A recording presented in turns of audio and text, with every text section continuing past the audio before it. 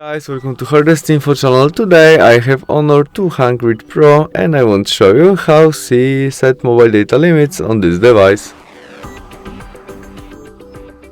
To do it, open Settings application. In it, Mobile Network, Data Usage, and there More Data Settings. Now we can set data limits. First step, monthly data limits in gigabytes, megabytes. Maybe we set 10 gigabytes from monthly data limits.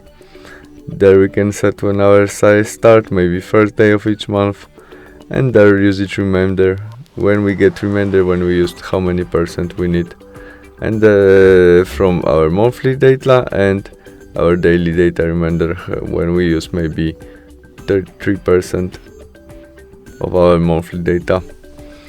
And that's all. Thanks for watching, see you soon, bye.